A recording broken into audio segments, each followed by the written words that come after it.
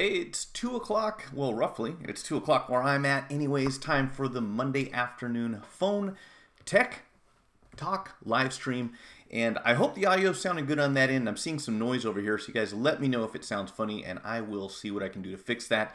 Today, we're going to be talking about ZTE. Unfortunately, in trouble again. This could be a big problem for the Chinese phone manufacturer, because they are not going to be able to buy chips from the US anymore, and they are reliant on us to manufacture their phones. I don't know why they would do something so silly, but ZTE already having some problems, and now with this added to it, it could literally be the end of that company if something doesn't change. Hopefully it will. Panasonic has released their smart home speaker, the SCGA10.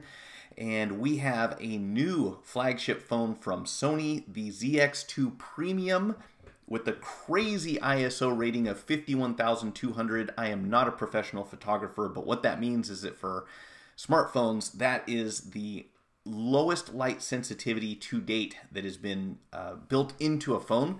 Now, we'll have yet to see how that performs, but we will be talking about that. Apple also beginning a 3-year repair program for another Apple Watch series that has expanded battery problems. And we know batteries expand. That's one of the things about these devices is over time, the batteries start to swell up. And if they're self-contained inside the device and you can't remove them, you can't access them easily, that's probably going to be a problem down the road at some point, unless you upgrade every year. Samsung's newest phone does not connect to the internet at all. It's not supposed to, but it doesn't, which is an interesting concept. We'll have to see how far that one goes. AI chips may give you a reason to upgrade your phone in the future. And if there's any reason, any good reason to upgrade your phone, this might actually be one of them.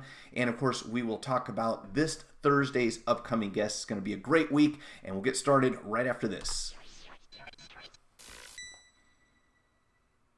Hey, what is going on? Bruno Diaz, you win. First today. Joshua Fitzpatrick, good to see you guys here.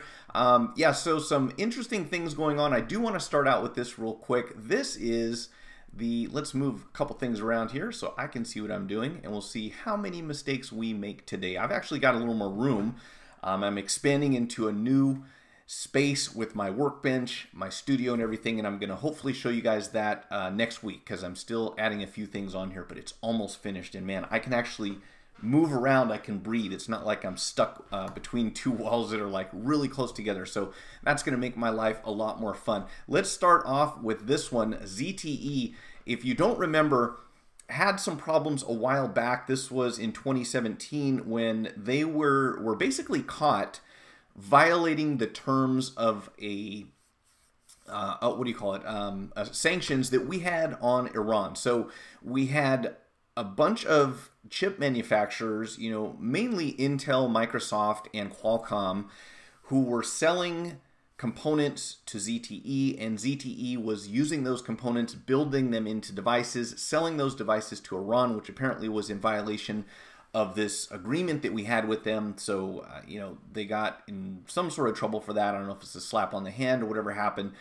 They were not supposed to do it anymore, and apparently they are in trouble for indeed violating those sanctions again. And if you look back here, it says that the Chinese company, which sells smartphones in the US, as we know, because we've seen them, you'll see a lot of Metro for quite some time. Metro has been carrying the ZTE brand, and if you're not familiar with it, it is a lower-end phone that offers a large-size display. Their quality has come a long ways in the past few years, but if you were looking for something with a big screen and you didn't want to spend a lot of money, this is one of the ones that we see people turn to quite often. And they paid $890 million in fines and penalties, with an additional penalty of $300 million that could be imposed. I'm not sure exactly what that means. But unfortunately, they have not stuck to their word here. It says as another part of the agreement, they were supposed to dismiss 4 senior employees and discipline 35 others. But they admitted in March that while they had fired the 4 senior employees, they had not disciplined or reduced the bonuses of the 35 others. So, yeah. And the bad news for us, of course, not even mentioning the fact that there's going to be some troubles for ZTE, because one, we have organizations within the US who are warning us not to purchase ZTE, not to purchase Huawei. But on top of that, this is going to affect the companies that manufacture these chips for ZTE specifically. So Intel, Microsoft, Qualcomm have already seen a drop in their stocks, and the numbers are here as of, I think it was this morning. So optical companies, including Lumentum Holdings, fell 6.6. Finisar Corp dropped 2.7, and so forth. And these are apparently American companies, that are being affected by this, because as soon as you say that all this stuff that you've been selling suddenly can't go to this particular company anymore, obviously that's going to cause some problems. Greg M., what's happening? Did you see Apple sued a third-party repair shop in Norway and lost? In fact, I did, and we spoke briefly about that last Thursday, but I'm happy to come back to that. In fact, I'll have to pull up the article. I've actually got it on my Twitter page, which I'll bring up here so we can come back to that one. Let's wrap this up real quick, though. So, the question here being, or what they're saying, is that the problem is you can't really trust this company when they say they're going to do one thing and then they do something else, which is understandable. And of course, in light of the tariffs and, the beginning of this trade war potentially that we're seeing, this is not good news for chip manufacturers in the US who sell to ZTE, and it's definitely not good news for ZTE, because if they can't get these chips and they're not able to manufacture them and not able to source them from somewhere else, it's at the very least, it's going to cause them to fall behind in the tech that's built into their handsets. If they have to turn to some alternative that can't produce the same type of performance for the cost of what they're getting right now, obviously that's going to be tough for them. The ban on supplying ZTE comes 2 months after 2 Republican senators introduced legislation to block the U.S. government from buying or leasing telecommunications equipment from ZTE or its Chinese rival Huawei Technologies, citing concern the companies would use their access to spy on U.S. officials, which, nowadays, legitimate concern, but could have some devastating effects to that company. ZTE has sold handset devices to U.S. mobile carriers AT&T, T-Mobile, and Sprint. And, a lot of the ones that we saw historically were through Metro, but of course Metro being acquired by T-Mobile pretty much means that if you're selling to T-Mobile, you're representing both of those brand names, obviously. It has relied on U.S. companies including Qualcomm, Microsoft, and Intel for components, and it is likely to further exacerbate current tensions between Washington and Beijing over trade. We'll see. I have to see how this goes, but it's interesting that for the most part, a lot of the news that we read recently when it comes to phones and phone manufacturing all points towards the continued success and growth of companies like Apple and Samsung, and bigger and more complex problems for other manufacturers that we typically see less of. In the first place, we don't see a lot of representation for them in the US. I want to talk about Sony a little bit later on here, which is another company that makes a lot of phones, but we don't see a lot of representation here in the States. So, obviously the population not being what it is in Europe and especially Asia combined, but still, as American consumers look for premium handsets, it's as if their options become more and more limited. And definitely in the budget arena, where we're looking at phones, we're looking at companies like ZTE and Huawei, and even LG just not being able to reach and produce, and unfortunately having to deal with much more complicated politics when it comes to marketing their products. So very curious how that works, and also where in some cases the funds that help to fuel these anti-foreign company agendas, to see where that comes from and see how this all fits into place. And probably not a huge surprise, but again, in my humble opinion, probably something that the consumer doesn't stand to benefit from, and that's really the unfortunate thing about it. But there's only so much we can do, obviously. So as far as ZTE though, it's just unfortunate. Let's go ahead and get some chat on here. It is really unfortunate that they have finally got to the point where they're making decent handsets. If you looked at the quality of their equipment a few years ago, it was certainly, below even standard, below mediocre, but they've come a long way. They've been able to get something out there that fits a particular niche, and that is a customer who doesn't want to spend a lot of money but wants a big display, and that worked, and they're doing it. And now it looks like the future of that company is questionable at best. I don't know. So we'll see what happens. Anyways, let's go ahead and move on. And in fact, hey, Harvey, good to see you.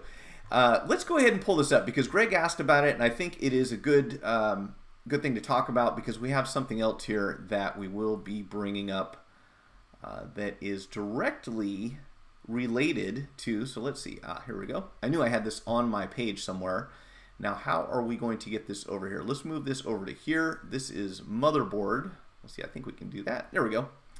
Yeah, so Apple sued an independent iPhone repair shop owner and lost. He had purchased some replacement parts. In this particular situation, it was displays. And the crazy thing about this to me was that if, for those of you who work on phones, and even if you don't, on the inside of the phone, there's a very short cable that's attached to a connector that plugs into the motherboard on the phone, and that cable goes out to the display, and that's how those two things communicate with each other. Well, on that tiny little flexible cable that's installed, what we will see quite often is an Apple that is obscured by basically a Sharpie or some sort of marker. So these components, once they're manufactured, and I understand that if I have this correctly, the whole point of this, and one of the reasons that Apple lost in the argument that was made was that after you purchase something, it no longer belongs to the company that you bought it from. And I could be completely wrong here. I've read the article and I don't have 100% of the details. I'm certainly not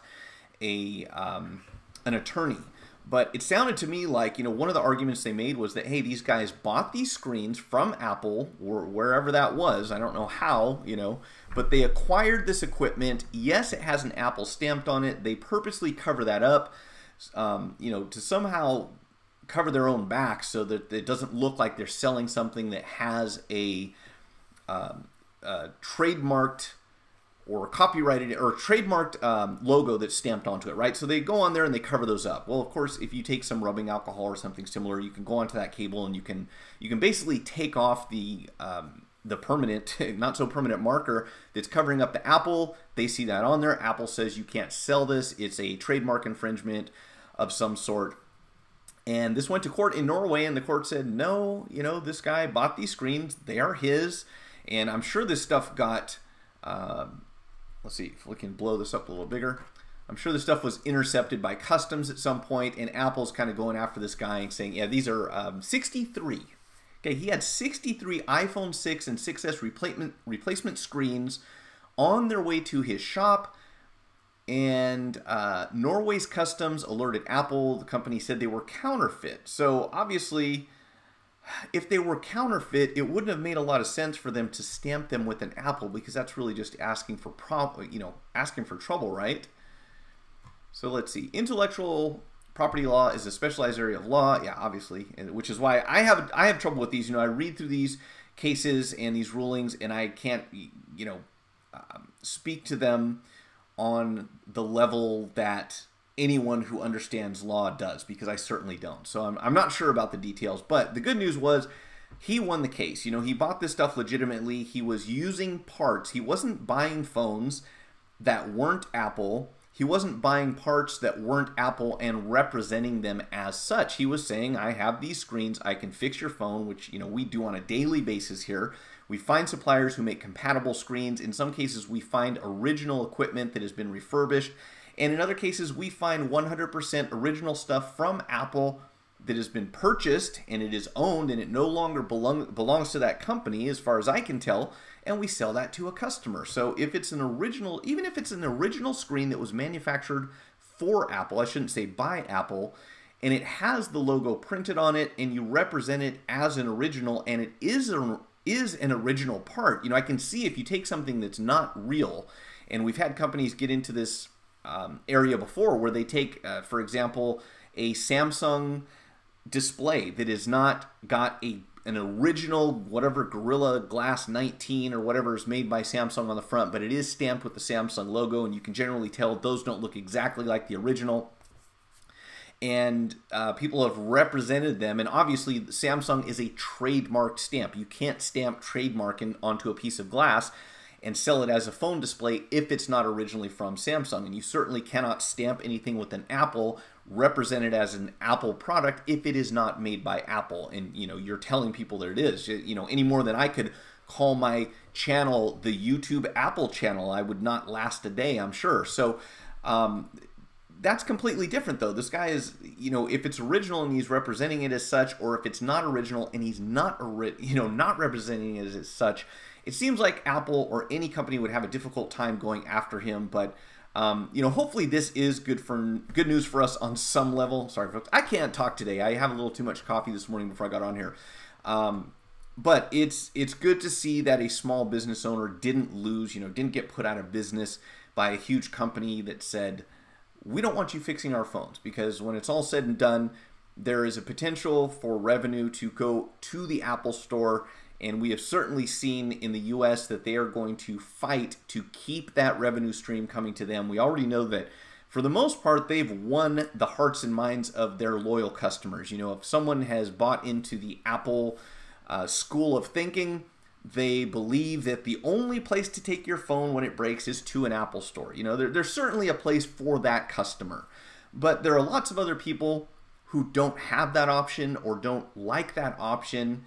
And, in a country that is really founded on the idea of free enterprise, to not be able to give customers an alternative to going back to the manufacturer to fix their device, their electronics, their tractors, their medical equipment, anything else is ludicrous. So I hope and I believe that it's only a matter of time before we see something concrete that says, yes, if you own a phone, you can go somewhere. It's 100% legit. Companies have to provide the information and or the equipment that's necessary to make these repairs without saying you have to go back to them and pay whatever their price is and not have any ability to negotiate that. You go to that company and whatever they set the price as, that's it. So if you have a $1,000 phone and they say it's $700 to fix it, or you can buy another phone, there's no other alternative, when in fact you're looking at a part that might cost anywhere from 50 cents up to $100, $150 or something like that, maybe $300 at the high end. And they tell you, no, it's a flat rate of $750 to fix it. Come on, get out of here. Craziness. Many countries in the EU are very strict on third-party devices from China. You can usually import stuff from China to the US without issues. Yeah, and we've been doing that for quite a while. Again, as long as they don't represent something that's not original as being such. So, and my understanding from the chat that I've heard on this channel is that in Australia, they also have quite a bit in the way of consumer protections, and I would assume that hopefully extends into this area as well.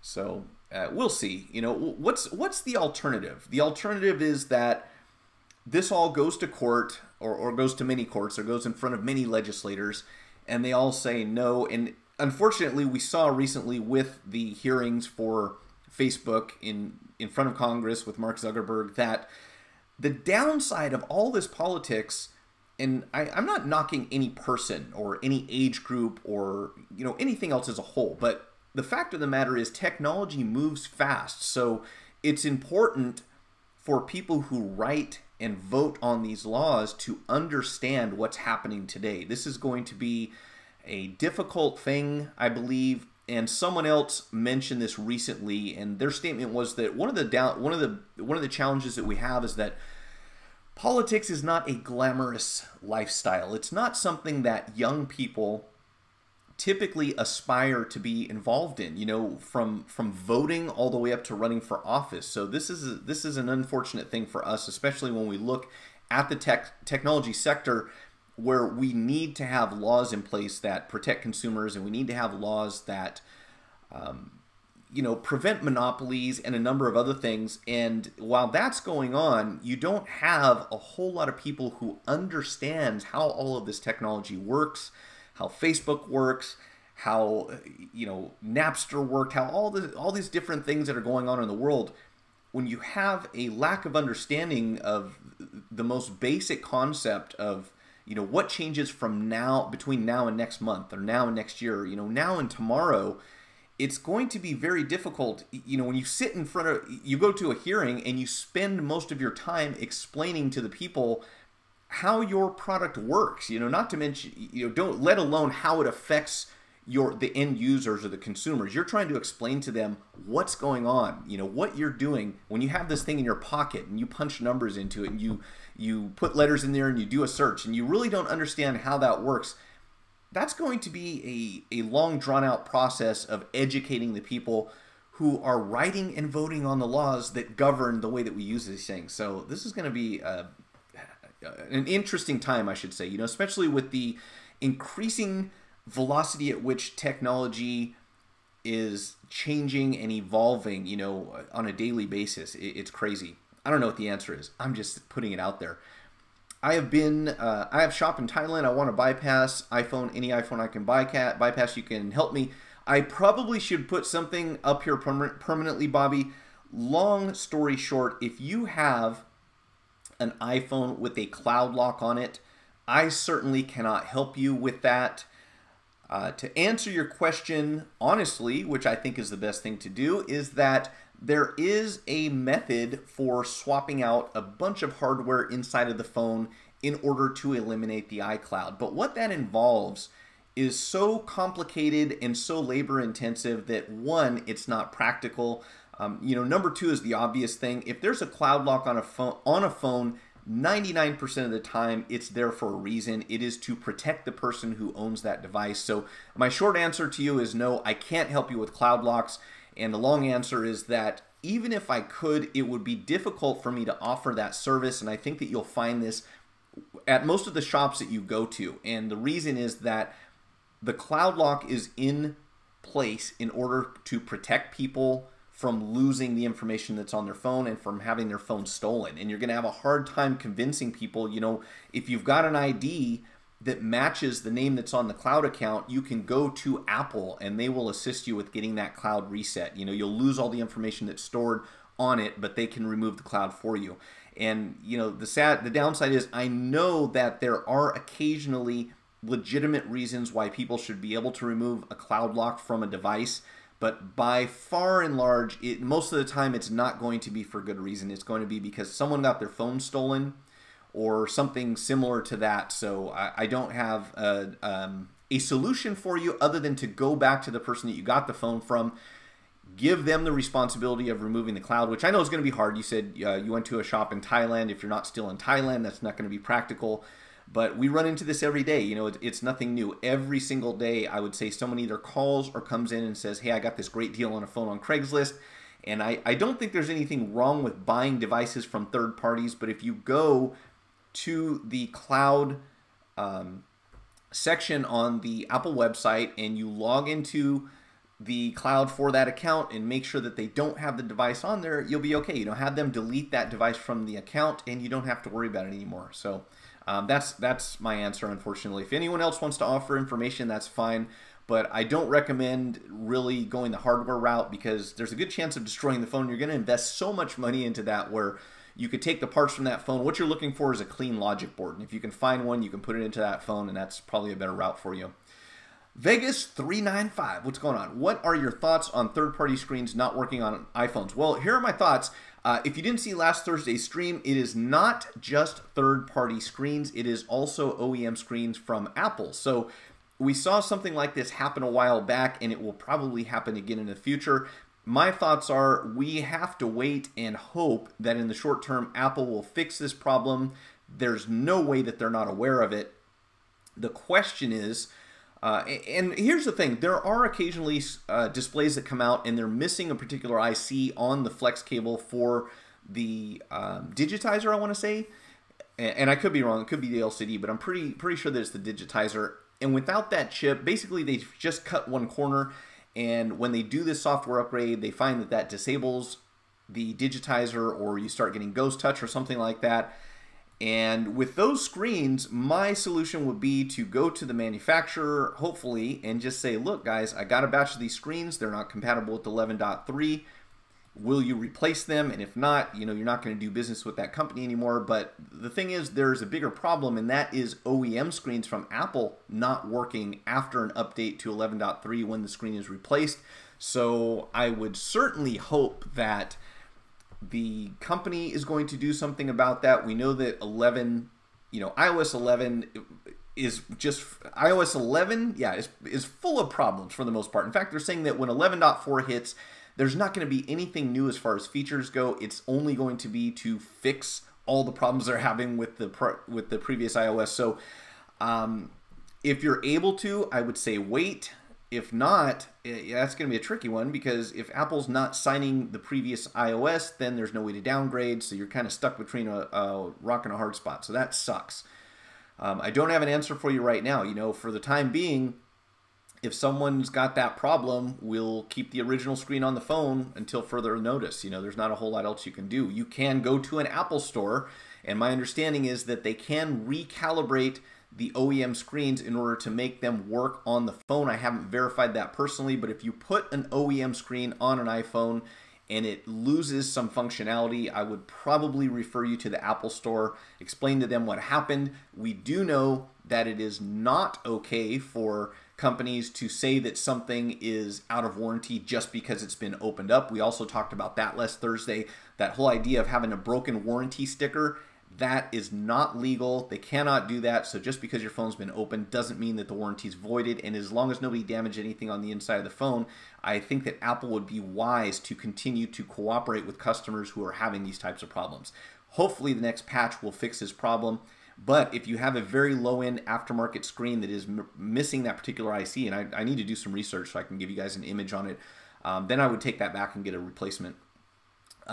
Playlist, what's happening? My supplier switched mine free of charge for 11.3 compatible screens. Yeah, and I would expect that. If you've been buying any quantity of screens from someone and you get a batch that doesn't work, they had better replace them. There's plenty of competition out there.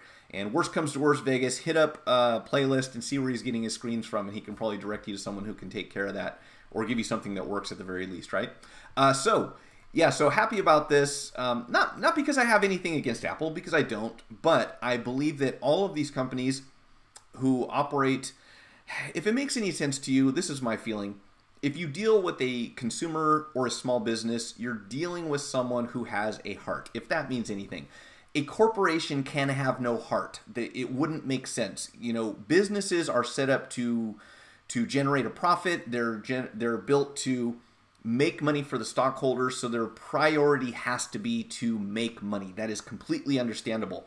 But we have to have checks and balances in place, and we have to have consumer protections in place that prevent these companies from going overboard at a certain point, from getting sue happy, or from controlling their product to the point where it's a detriment to the end user. And I believe that in this case, when Apple lost this particular lawsuit against this third-party repair shop that was trying to help customers get their phones fixed, I believe that that is good news for consumers across the board, no matter how you look at it. So again, I'm not saying that any company is good or evil. They don't really have the capability of that. If you're talking about a corporation, you just have something that's designed to make money, and it has to do everything it can to make money. And we have to do everything that we can to make sure that they're operating fairly, when it comes to the people that are buying their products. That is my only argument. A lot of people think I'm an Apple hater or Samsung hater or anything else like that. Not at all. This is great. I mean, look at the stuff that they give us. It's pretty amazing what we have at our disposal. But let's keep them honest. That's my main point. And I believe that this goes towards that on a certain level. So Panasonic has a new smart speaker, and I have to love the titles of some of these articles because they're obviously biased, one way or another. And maybe this is a legitimate review. Maybe this is really what it was. But with the way that everything gets so clickbaity nowadays, it's like, this is the greatest thing in the world, or this thing is terrible. There's not too much in between. Once in a while, you'll get a mediocre feedback, but it's usually one way or another. And in this particular article, the author felt that the Panasonic smart speaker failed to stand out. His main criticism was on the sound part of it, which is unfortunate. But you have to see this. This is pretty crazy. So obviously, with Panasonic, they don't have their own Home Assistant software, so they're running on Google for the most part. I mean, basically when it comes to that, and what they're saying, when we compare like Google to Alexa, We're talking about Google, obviously, in this case. So we have a $250 speaker that promises premium hi-fi sound. The review suggests that that's not what you get, unfortunately. It does work well with Google Assistant. And the oddball thing about this is that it is a rectangle instead of being rounded, which I don't think is a terrible idea, especially if you're trying to save space. In some situations, having anything that's rounded or oval shaped is just going to take up more shelf space, and you'll have less actual surface area being used. So that kind of makes sense. But here's the bizarre thing about this feature. I can understand if the sound quality is not there, and what you're after is a premium speaker, then obviously this is not for you. But beyond that, they're saying that the Google Assistant works well, which is great. No 360 audio like several competitors. Okay, physical controls. Look at this. The controls for this thing are on the top of the speaker. This is the part that I can't imagine, and I know that this is voice controlled, so you can tell it what to do, but I can't imagine what the designer was thinking when they decided to put the buttons for the speaker on the top. So if you set this thing into a bookshelf and you've got no clearance above it for your hand, you'll have to physically pull the speaker off the shelf in order to adjust something like the volume, which again, you can get a certain amount of volume adjustment by using the voice controls, obviously, but sometimes you want to fine-tune that stuff. And to have all this on top of the speaker, and I may be wrong, but those look like microphone inputs on the left and right-hand side, so I wonder if that's where it picks up sound when you give it a command. But this is just a very awkward design, and, the fact that they're saying that the sound performance isn't all that great, and it's $250, I gotta say there's a good chance that this is probably not going to succeed on the level that Panasonic is hoping that it would. There was another thing about this, and that is when they talk about the sound specifically, is the lack of bass and highs, basically. So the mid-range is overemphasized, which is probably the one thing that goes a long ways when you turn it up, but it's also the thing that your ear is going to be more sensitive to if it's turned up too high. So if you can't stabilize that somehow, that's certainly going to be a deal breaker, especially now when you have a large customer base that wants that loud, rich bass sound, especially a clear sounding bass, which is one of the things that I always kind of laughed at when we talk about some premium headphones. And I get a lot of questions. I've done a few reviews on premium Bluetooth headphones, and the first thing that most people ask is how do they sound? And most of the time when they ask that question, what they're getting at is what is the low end? How much bass is coming out of these? It's not what's the sound quality across the spectrum?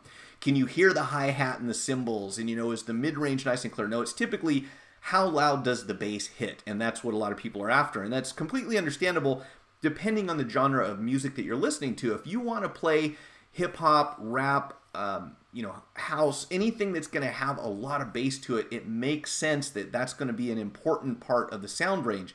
But if you shift over to something else, if you're listening more to, I shouldn't say pop, but if you're listening to rock, if you're listening to classical music, you're listening to country western, there could be a number of different styles of music that any particular customer might want to listen to. And if all you have is overemphasized low-end bass coming out, it makes the music sound kind of muddy, for the most part. And if you don't have a good equalizer app or something else built into it to adjust that, you lose a lot of the clarity. You lose a lot of the nuance that comes through speakers, again, depending on the type of music that you're listening to. So assuming your hearing isn't damaged at a certain point. So unfortunately, this doesn't look like a big winner, especially at that price. I expect that these will probably be discounted if they continue. I don't know. We'll have to see.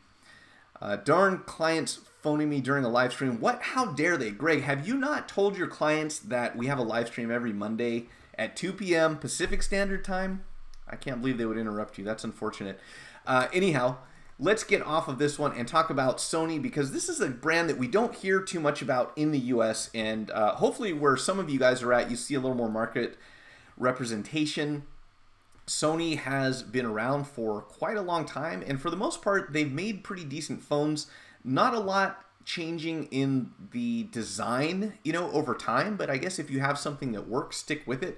Very interesting here. A few of the things that they bring up on this. Let's go to the specs first of all, because I think this is an interesting part. One, they have a Snapdragon 845 chip, which is becoming kind of the standard for any premium smartphone at this point. Same as the ZX2. We're talking about the ZX2 Premium here, which is the flagship for Sony now.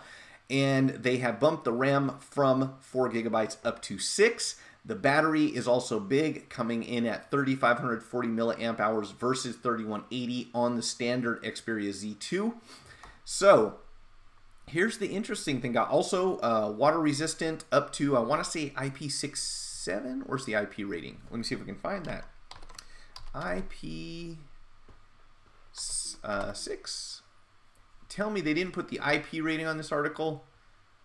Oh, how dare you, New Atlas. I can't believe that. Yeah, in any case, I know it's IP67. I believe it's IP67. Fingerprint sensor on the rear. USB-C for charging. Android? I just made a new word. Android Oreo on board. Of course, water resistant. Supports wireless charging. Awesome. All great stuff, which Sony has been doing water resistant for a long time. You get 4K video with HDR. The interesting thing about this, a 5.8-inch screen that delivers 4K, but it is an LCD. It is not OLED, which surprised me. I really thought that that's what we'd be looking at on this one. So dual cameras on the back so that you have a 19 and 12 megapixel monochrome. So you got a 19 megapixel color sensor, 12 megapixel monochrome, which are designed to capture low light images. Huawei uses the same color monochrome trick on its high-end phones. I didn't know that. So they are claiming ISO 51200 or 51200. I hope I'm saying that correctly. Sensitivity. That is crazy low light capability. And of course, the question that they're saying is that they don't know how well the hardware or the software is going to be able to handle this, because that's pretty much the highest sensitivity you can get for low light images on a smartphone at this point in time. So I hope that we see this in the US, and I have my doubts, but listen to this. If the ZX2 is selling at $800, obviously the ZX2 Premium is going to be costing more than that. So it looks like Sony may be approaching the $1,000 mark on their phones as well. I don't know. I hope that they're doing well in Europe and Asia, because over here, this is going to be a tough sell, especially when you have Apple and Samsung dominating the market. But I really hope that this makes it. I hope that Sony continues, and I hope that they have success in their phones. Not a lot of phone to work on. I will say that this could have something to do with the fact that we don't see a whole lot of them here. But when it comes to reassembling the what is it? I think it was from the ZX1.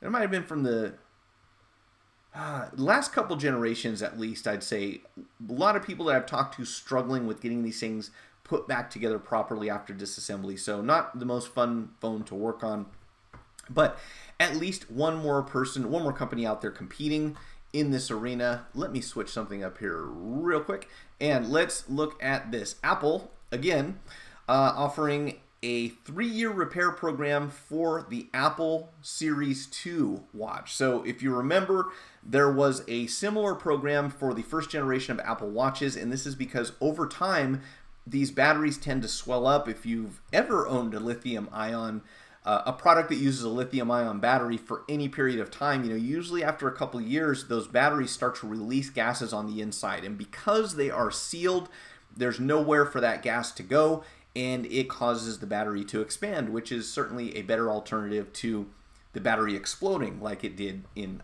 certain devices. But the problem about this now that we see the most often, and this is, again, one of the things that I believe that and we talk about this quite often, it seems like lithium-ion battery technology has not changed for a long time. And since everyone has decided, it seems, most manufacturers have decided that they are not going to give easy access to batteries on their devices. I realize that a lot of this has to do with water resistance. The moment that you make a removable panel that allows you to access the battery, that makes probably the most common place that water is going to enter the device and cause problems for you. So to an extent, that's understandable. But until we get this lithium-ion battery swelling problem under control, what that means is that not only is the battery sealed, but the device itself is sealed. And when that battery starts to swell up, of course, it's going to have nowhere to go except to push on the outer panel or underneath the display of the device that it's installed in. So, you know, in the short term, a small amount of swelling is going to not cause a major problem, but at a certain point, we literally see phones start to break apart because there's so much pressure on the inside. So one, is there a way to vent the battery safely so that those gases can be released? Or number two, is there a way to design a phone that won't sacrifice ergonomics and water resistance while still allowing people to replace their battery when it starts to swell up? And, you know, it's fair to say that at a certain point, we have to assume that a device is only designed for a certain lifespan. So if you say, we're going to sell a phone, and after a year and a half, that is the end of the life cycle for that battery, it would certainly make sense to at least have a program in place so that people could easily get their battery removed and replaced with a new one, which is, you know, what we do, right? For people who fix phones, we replace batteries all the time. And that is certainly an option for most people. I don't think there are too many populated areas in the world that don't have access to some sort of phone repair. I mean, I'm sure there are some, but if there's a wireless, you know, if there's a big enough population that they have built out you know, even a 3G system, any sort of cellular connection, you would think that there's someone in the area that's servicing the devices that run on that system. If not, you know, if you've got the population to support building a network, you would think you have a population sufficient to justify building a repair shop, or, you know, anyone who's in computer repair or some other sort of electronics repair could certainly offer this service. But the perception from the public is often that the only place to go for repair is to the manufacturer, which, you know, for some people is just not realistic. So again, getting back to this whole idea that I'm married to the company that I bought the device from is insane. It's ridiculous, and in many cases dangerous. When batteries start to explode, when they start to swell up like this and they have nowhere to go, you need to be able to go somewhere, be able to go somewhere that your device can be serviced, or B, be able to easily remove the device, you know, or else I guess C would be have some sort of system built in that allows this battery to vent so it doesn't swell up on the inside. And I'm not sure that would be safe, because you certainly don't want gases from a lithium-ion battery constantly streaming into your air supply. So Apple, however, has said, what do we have? Oh, we have somebody that has to go. Wow, it's been a long time. Let's see. It has been a long time since we had a troll. So welcome. So anyways, you know, it's funny. I'm not going to go into this today, but I have a couple trolls now, which is entertaining and flattering at the same time. And bye, also. So anyways, where were we? I lost a couple comments there. Darn, clients phoning me. Okay, so we're back to that. All right. So in any case, I don't know what that was all about. I should have read it before I deleted it. My bad.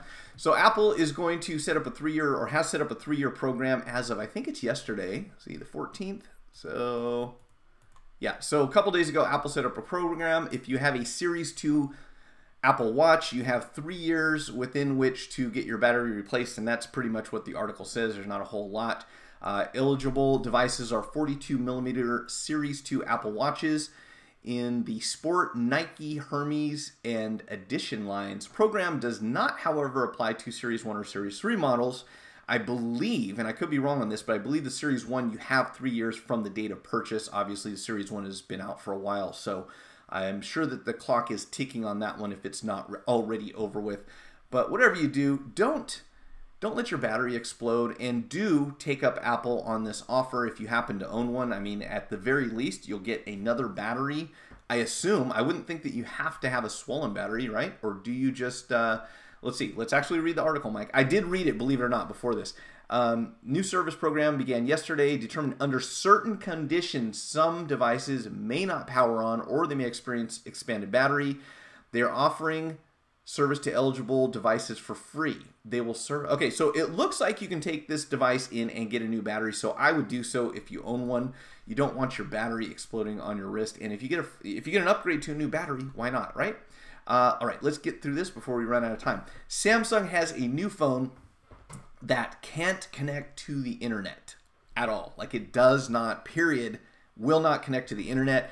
And this is not a mistake. This is completely intentional. Samsung has launched the Galaxy J2 Pro, and the whole idea behind this is it will not access data over 3G, LTE, Wi-Fi, any other, you name it. So it is basically a flip phone with a touchscreen, if you want to look at it that way. Although we had some flip phones that you could access the internet on.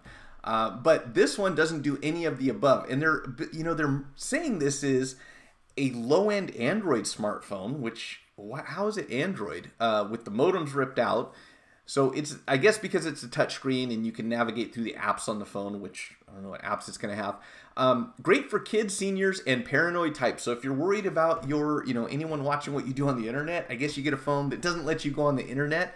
That looks like overkill to me. But here's the thing about this. And Samsung is offering a refund to South Korean school students, presumably to coincide with the country's college admissions. I don't understand what that means exactly, because it says that this thing is going to cost like was it 280? $185. So the equivalent of 185 US dollars. It's priced at 199,100 Korean won. But it says that you get a refund. I don't understand how that works. So let's see. It's a low-end. Samsung is offering a refund to South Korean school students 18 to 21 until June 30th. I don't know what that means. Like you buy the phone, you take it back and get a refund, I guess. In any case, here's what you get. 1.4 gigahertz quad-core chip paired with 1.5 gigs of RAM. I don't know why you would need that for a phone that's not a smartphone and doesn't connect to a network. 2600 milliamp hour battery, Super AMOLED display. So hey, it's got a good display on it, 4.9 inches. An 8 megapixel lens on the back and a 5 megapixel shooter up top. I am not sure what you're going to do with your photos and your selfies if you can't connect to a network. I guess you offload them onto a computer and then email it or post it to Facebook. The J2 Pro, unfortunately, at this point in time, or fortunately, is only available in South Korea, and it doesn't look like it's going to be coming to the US, and I'm skeptical. I'm not sure what this is all about. It could be a marketing effort of some sort. It doesn't seem like this would catch on anywhere. Like, really, if you're going to spend $200 for a phone, you don't really need to. I mean, you could get something that does this, I would think, for a lot less. Just my crazy opinion. But who knows? Maybe it will sell. Maybe a lot of students and seniors will pick it up, but probably less likely. Technology Man, what's going on? Have you got the video comparison of ZXW pads in open board view? No, sir, I haven't. In fact, I haven't got a lot of stuff on my list checked off because I have been busy setting up my new workstation. So hopefully that will be happening soon. I actually got an offer. Let me pull this up real quick so I can tell you what it is. One of my vendors is going to give me has said he will give me a software download that I can review, and let me find what it's called so I can tell you real quick. It is another, don't do that to me. Okay. I'm going to actually do a comparison. I do want to get the pads software, but there's another one called Easy Draw that I'm going to be downloading later on as soon as I figure out why it's giving me a virus alert every time I try to download it. But I will be comparing Easy Draw to ZXW. I will hopefully be comparing pads to ZXW. But unfortunately, please don't hold your breath. I have a lot of stuff on my bench right now that has to get done. I have a lot of repairs that need to go out, so I certainly have that on the list. It's just that time seems to be the hard thing to get. That's the one thing I don't have enough of, unfortunately, but it is certainly in the plans. My understanding, though, from everyone I've talked to, TechMan, is that you don't want to replace ZXW with something like pads. That's my understanding. I don't know if this Easy Draw is going to be the same, but I kind of got the same impression on that one. So we'll see. Hopefully soon. Open board view is only good for laptop MacBooks at the moment. Paul Daniels has phone plans, I think, though. All right, yeah, and I will open board view. Are we looking at ZXW pad? Oh wait, ZXW pads and open board view. So is pads the same as open board, or are those two different things? I think those are two different things, right? Hopefully soon, guys. It's on my list for sure. But again, I can't make any promises. I just have a bunch of stuff I need to get done. I've got people waiting for their phones and tablets to get done. So as soon as possible. AI chips may give you a real reason to upgrade your smartphone. All right, let's get through this because I got a couple more things to talk about, and it's almost 3 o'clock already. It goes by so fast. So here's the long and short of it. Another reason that you'll have to upgrade your phone pretty soon is that they will be supposedly building AI into the chip. So instead of using something that has to connect to a network where you've got to go reach out to Siri or Google or whoever, Alexa, whoever's on the other end, transmit that information, try to figure out an answer to a problem, and send it back to your device. We are talking about running AI chips built into your phone, your tablet, your computer, and so forth to hopefully make your life easier. And one of the one of the ideas that they talk about here, and this makes a lot of sense, is that if you have something, for example, like a security camera, and that security camera is streaming data 24/7 from wherever you have it pointed at. If you set it up, let's say, as a motion-activated device, which is what I do with a lot of my cameras, they don't start recording and streaming anything until there's motion in front of the camera. Well, if you're dealing with something like an outdoor area, or you've got light or shadows or pets or anything else that can set those motion detectors off, then you'll constantly be getting alerts all day long saying that motion was detected here, motion was detected there, when it might be something that you don't need to concern yourself with.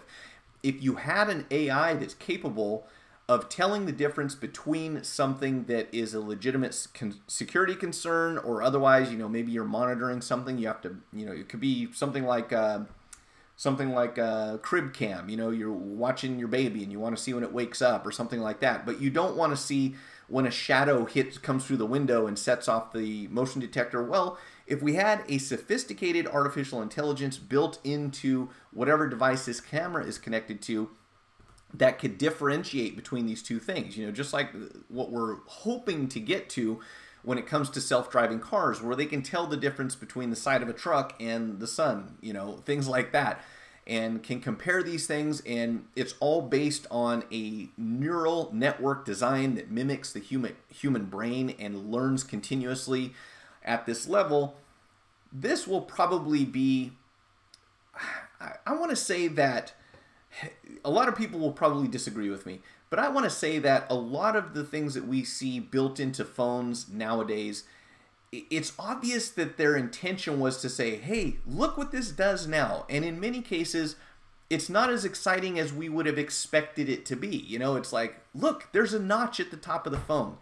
And that's supposed to create excitement. So it's only every few years where we see something groundbreaking that really makes you say, wow, if I hadn't upgraded my phone recently, within the last year, 2 years, 3 years, I'm absolutely going to upgrade my phone because of this new feature. This might be the one that makes people think, I can't live without this, because if we take a look at the applications that people use and the functionality, especially if we start looking into things like augmented reality, virtual reality, that kind of stuff, and we need more sophisticated processes going on within a phone, this might be that spot where AI is the solution to many of the challenges that we're seeing right now, and would take someone even as skeptical as myself to say, you know what, now is the time to upgrade to something because I need this. I need a phone that has the capability of doing this. Do I need a phone with the fingerprint scanner? Personally, no, not particularly. Do I need a phone with facial recognition? No.